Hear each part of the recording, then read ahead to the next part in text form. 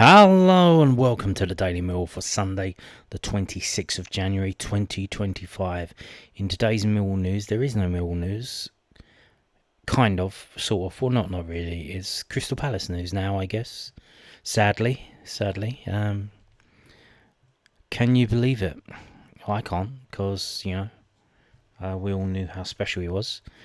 Romain Esses, named on the bench for Crystal Palace's game today. At home to Brentford, named on the bench, comes on in I think the 84th minute. He scores in the 85th minute with his first touch. This is from the South London Press, London News Online.co.uk. Romain Esses made his Crystal Palace debut and scored on Sunday as his new side fell to a 2-1 defeat at home to Brentford. So the best of both worlds, we can support Romain Esses and we can also, hope Crystal Palace lose. So, for the next game, maybe a Romain Esses hat-trick and Crystal Palace lose 4-3. The two things are not mutually exclusive. Esses switched to the Den for Selhurst Park in a £14.5 million move last Saturday. Was brought on in the 82nd minute for Chris Richards. Who's that? I don't know. He scored with his very first touch just 119 seconds after coming on in the Crystal Palace shirt when he converted Daniel Munez's cross along the face of the goal to set up a grandstand finish. Yeah, but you know what was funny? So, obviously, 85 minutes, 5 minutes to go. They were 2-0 down. They come back to 2-1. Oh. He runs into the corner to celebrate. He does a knee slide. He gets up. Did not touch the badge. Did not kiss the badge. He touched his watch, or he didn't have a watch, but he tapped his watch. I don't know what that meant, his time. I don't know what that's about. But only two other players came over to celebrate with him, because obviously the rest of them grabbed the ball and run back to the centre circle because they want to get a draw. So, that's a bit funny. I don't know if he's going to get in trouble for that, but I don't think he'll be doing that again. But that was funny. So yeah, there you go. I'm not going to make a habit of this. It was his first game. It was his first goal. It is what it is. And we do have a sell-on clause. And if he does go to Barcelona for 100 million or wherever, if we're getting 20% of that, that's probably. He's going to be our biggest transfer fee twice. Biggest transfer fee when he left for Crystal Palace, and biggest transfer fee when he leaves Crystal Palace to someone else, and we get the 20%. I mean, wow. So yeah, that's and maybe if he gets selected for England, I'll talk about that at a time. Which see, there's a round in March, is there not? So I think he probably get selected for the under-21s because he hasn't been yet. And we'll see about the rest of it. So, due to there being a lack of news, you know what we do on the Sundays? Statistics. And this is the match report from WhoScored.com in the numbers. And you can see Kaminsky got man of the match according to, the numbers from WhoScored.com. 7.9. I mean, yeah, he was very good. He did save a penalty, so that helps bump up his score. But, he's tied with Tanganga and Ivanovic on 7.9. So it's very fine margins. And Jake Cooper 7.8 and Kramer 7.6. So there's a lot of good performances there, a lot of good ratings. Ivanovic had 4 shots. And Marvelous Nakamba had 7 tackles, apparently. And you can see we didn't have that many dribbles. I know it wasn't really a game for dribbling. I think because as soon as someone was touched, the referee blew the whistle. So I think that kind of put the kibosh on that. So if we move into the middle, you can see Millwall stole the ball often from the opposition. We're effective at creating goal scoring opportunities from counter-attacks, but we were poor at finishing. We were aggressive and we lost possession often.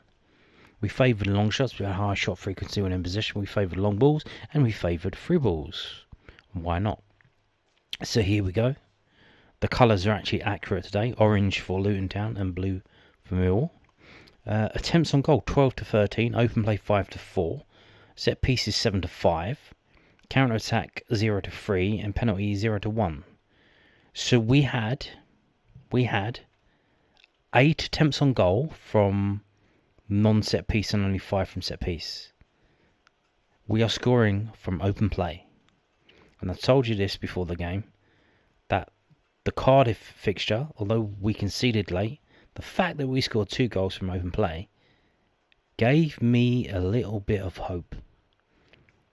Because if you can do that, then you can score goals. And if you can score goals, you can win games. And that's how it works. That is how it works. So 13 shots, 1 goal. That's a conversion rate of 7%, which is bang average in this league. That's about how it goes. You can see we were mostly going down the right hand side, 46%. Obviously Kramer being involved in that, but they were mostly going down the left hand side, so 49%. Shot directions. And go back to that actually. That and not they only went down the right hand side 27%. So obviously they probably haven't done their scouting work and realised that Joe Bryan's a weak link. So Joe Bryan looking good in that game. Did he look good or did he just not get tested? That's interesting.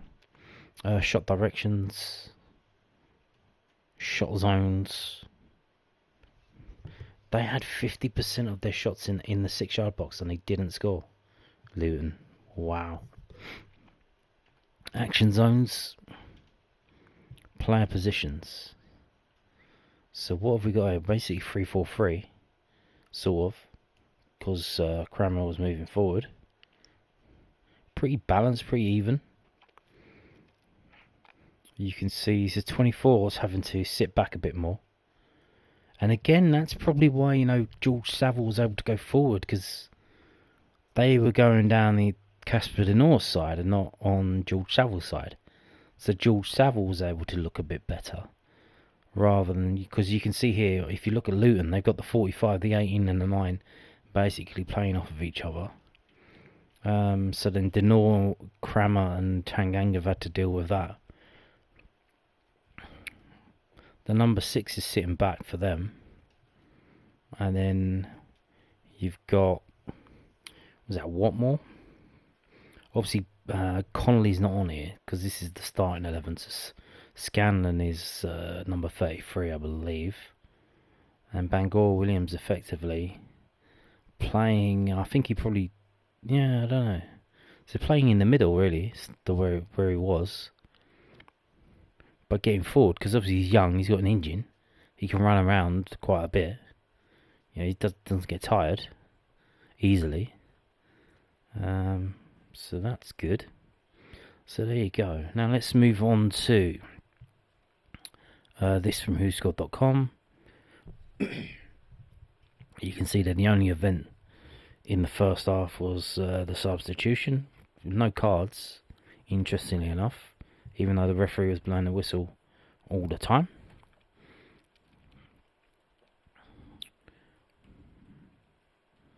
So we scored, it looks like just as they were getting ready to make the substitution. And then made it straight after. So that was interesting. So that probably put them on a bit on the back foot. Because at the time, they were always 0-0, we got to go for it. Spring on Adebayo. Well, that didn't work out, did it? Because we scored before you could bring him on. George Honeyman comes on for Duncan Watmore, which is interesting. And then 5 minutes later he gets a yellow card. So, if we go down here and look at the club badges, top left, top right, you can see 6.67 average player rating for Luton, and for Millwall is 6.97. So slightly better, but not that much. If that game would have ended in a draw, maybe a 1-1 draw, that might have been, a fairer result. And not that we didn't deserve to win. I think we did. But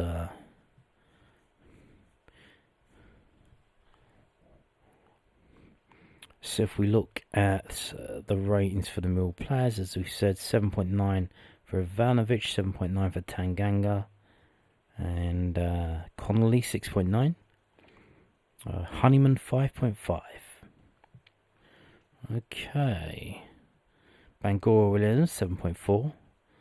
And Scanlon, who was on the pitch for 30 minutes, went off injured, 6.1. So he got a higher rating than Honeyman. I think someone said, I see someone saying a thing in live time, oh, he's bringing on Honeyman, but thank fuck it's for the other shit player for Watmore, so no damage done. Which is harsh, but there you go. 12 shots to 13. And these are the ones who had the shots. So obviously, if we're not having set piece, so everyone's crowing about having Kramer, 6.4, whatever it is. Cooper's back now. We don't need set pieces to score goals no more. So, that's just the icing on the cake. So when we can score goals from open play, we can get 1 or 2 from open play. If we want to put the cherry on top, we can have, maybe a corner or something. Obviously, we need someone who can take corners. But then, your Coopers and your Tangangas can come in and maybe they can nick another goal. So then we start winning games, maybe 3-0, maybe 4-0. Or whatever, 3-1, whatever. But I think that's what, it's clearly something has changed since Alex Neil's come in that we're not shithousing the goals. We're actually trying to score from open play, which is good to see. Possession-wise, again, 55 to 44. Obviously, not dwelling on possession. So, Denor on the ball the most, 4.8. Oh no, Cooper 6.7. And the keeper as well, 5.4. Pass success percentage quite low for both teams, 61 to 63. Was that because of the wind? Maybe, but I don't know. Saville 84. Yeah, Saville was. I think he got a bit of a flea in his ear after the performance against Cardiff, when he was lying on the ground. That led to their goal, and he responded quite well from that. Dribbles 3 to 3. So obviously both fullbacks dribbling. Okay. Aerials 137 to 35. Ivanovic 8. And we'll look at it later when we go to FP Ref and see how many did he. What was his win and what was his loss. This is how many they won. So he won 8. And you got their defenders Anderson and McGuinness having 8 and 7. So I guess, who was that against? Cooper with 7, Tanganga with 7. That's another thing as well, if we're not relying heavily on the set pieces and we're not pushing Tanganga and Cooper up to go up every time we get a corner, every time we get a free kick in their half, and we do the old long balls forward, and then they have to run back because, it doesn't beat the first man or whatever.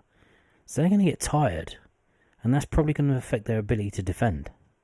So the fact that they're not having to do that, slep up all the way up the pitch and then schlep all the way back, that's clearly helping them out in terms of being fresh for their defensive stuff.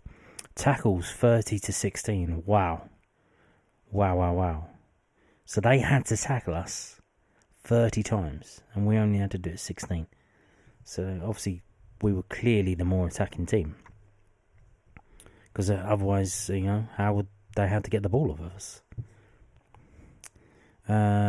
So for us, in terms of tackles, the player with the most tackles is Bangor Williams with 4. And it says here, he's playing in the 10, but obviously if we go over here to this, he looks like he's playing on the left of a 3-man midfield. So I think they did change it a bit, but 4 tackles from the number 10, and then Watmore with 3. That's interesting. Denor with 3 and Kramer with 3. More than the defence. Well, Bangor Williams nearly had as many tackles as the whole defence combined. because you got Kramer with 3, Tanganga with 1, and Brian with 1. So that's 5. Damn, man. Corners 7 to 5. So these are the players who won the corners, not the ones who took them. Dispossessed 6 to 19. So again, they're having to take the ball of us, so we got dispossessed of the ball 19 times because we were the more attacking team. So let's move on to this. If we go down, so Kaminsky got 7.94. What did the Millwall players get? 7.88, so it was rounded up, 7.86, so there wasn't that much in it. Jake Cooper 7.77, Kramer 7.63, and Raheem Bangor-Williams 7.43. So 5 Millwall players on the 7 rating. Just below 7, Joe Bryan was 6.99. George Saville 6.95. Lucas Jones 6.9. Aaron Connolly, like I said, he did play good. Like 6.85 coming off the bench. So he had 16 less minutes than most of the players above him. Interesting stuff.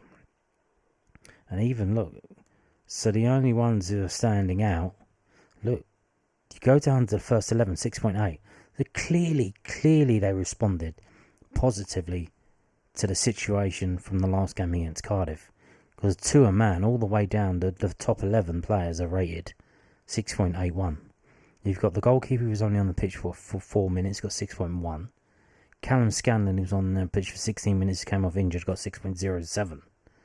But then you've got George Honeyman, who came on with, about 10 minutes and then the injury time, so 15 minutes. He's got 5.48. I'm guessing because he got a card, but that's, again, like, not the best. Not the best. So, shots and shots on target. We had 13 shots, did we not? So we had 13 shots. How many were on target? 6. So, Ben, again, this is the golden ratio. However many shots you have, half of them should be on target, half of them should be on goals. Obviously, we didn't quite get that because we only got the 1 goal. But 13 shots, 6 on target, 1 goal. Man.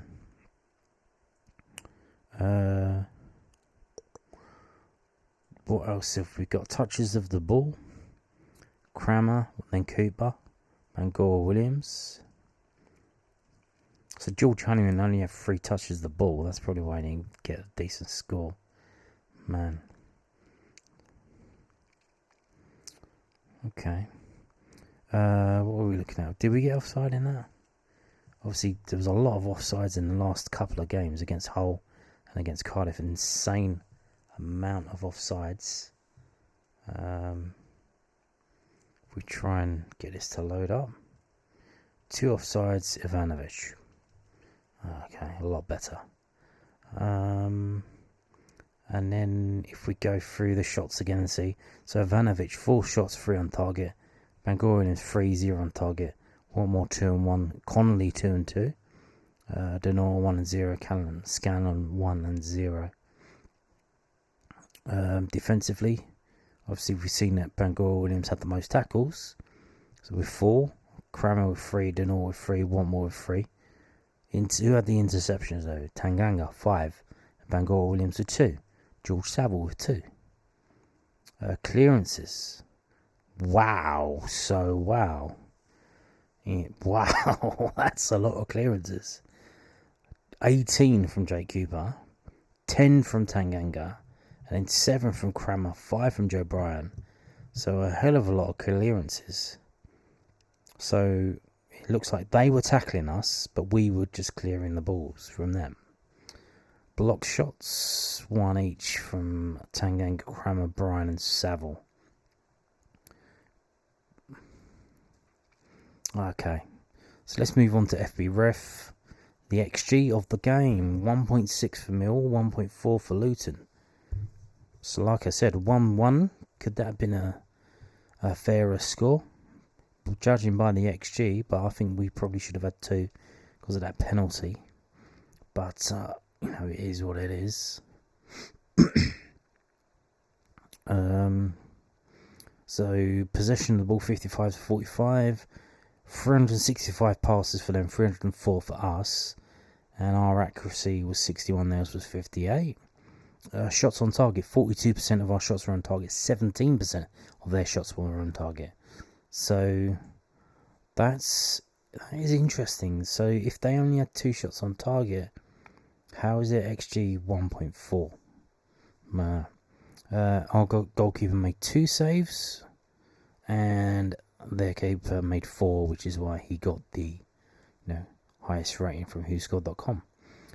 So here we go. Luton Town fouls 11 to 19, corners 7 to 5, crosses 19 to 14, touches the ball 498 to 457, tackles made 30 to 16, interceptions 6 to 13, aerials 37 to 34, clearances 30 to 57.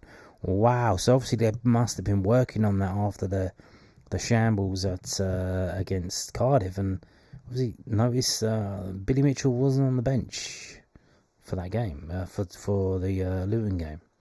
It was Kelly. Interesting. Offsides 3 to 2, goal kicks 7 to 10, throw-ins 27 to 29, long balls 95 to 87. So they had more long balls than us. Aha. Aha ha ha ha. Now, if we go down, this is Luton. If we go down to the Millwall players, and here you can see. So what are we going to look at? We're going to look at what we always look at, which is the carries of the ball. Or we look at the take-ons, which is, if it says there, number of attempts to take on defenders while dribbling. Attempted, succeeded. So Watmore 2 and 0, Bangor Williams 4 and 0, George Saville 2 and 0, Joe Bryan 1 and 1, Crammer 3 and 1. So dribbling with the ball, not the best. So in terms of carrying the ball, Bangor Williams 133 yards from 22 carries, 48 of that was towards the opponent's goal. What else have we got? We've got George Saville, like I said, doing more attacking work, because it looks like they were mostly going down the other side of the pitch. And that's 97 yards from 17 carries, 45 towards the opponent's goal. Not bad. What more? 14 carries just for 45 yards, so that's not a lot, but progressive distance 24. So half of that was towards the opponent's goal line. Okay. Now, what else are we looking at? We're looking at aerials won and lost. So here we go. Mihailo Ivanovic, aerial duels 1, 7, lost 9. So boom, he's getting involved, and that's not easy, you're getting punched around and jumping up, and it's not easy to do that. So to do that 16 times in a game, Aaron Connolly 3 and 3, Watmore 3 and 2, Honeyman 0 and 1, Bangor Williams 1 and 0, so 1-1 lost 0, so 100%. Same with George Saville with 2, Joe Bryan 0 and 2, and then you got the defenders, Cooper 7 and 6, Tanganga 7 and 9, Crammer 3 and 4. It's all very similar to Mihailo Ivanovic. Cool stuff. And you've got Roberts. So Roberts come out for a ball, didn't he? He had an aerial duel of himself that we won, which was good to see. So I don't know if that's a different style from Roberts. If he's more comfortable coming out for crosses and stuff, we might be seeing that on Tuesday against Portsmouth. Surely Roberts will be in goal, and maybe Truman on the bench, but we'll see. What else have we got? I think that's... Oh yeah, we're going to go down and look at the goals, aren't we? So obviously we got stats for 2 goalkeepers. They've officially given it as 1 minute, but obviously that was regulation time. He was on the pitch for longer than that. He didn't have a shot on target against him, Roberts. Lucas Jensen had 2, he made 2 saves. Post-shot XG was 0.7, so that's how many goals he stopped. He not stopped 0.7 of a goal.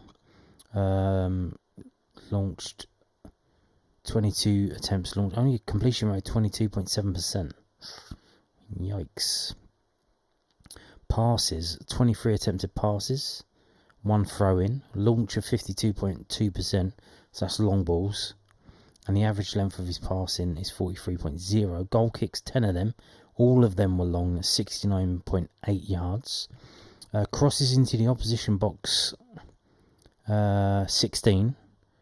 Jensen didn't get any of them. He didn't stop any of them. Roberts had 1. He stopped 1. The average distance from the goal line, Lucas Jensen 11.5 yards, for Roberts 6.0. And here we go. The shots, all of the shots of the match. And you can see it wasn't, all throughout the game, even after we scored. We didn't score and then try and defend. We kept on going.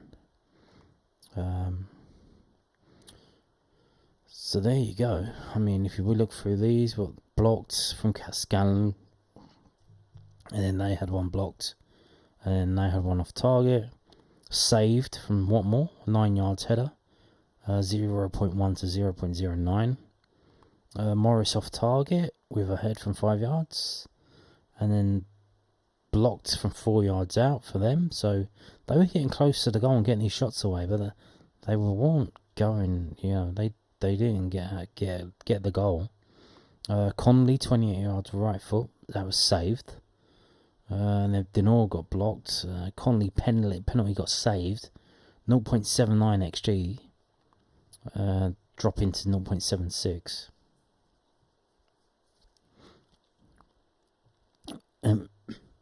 13 yards apparently. I always thought the spot was 12 yards. No, where'd that extra yard come from?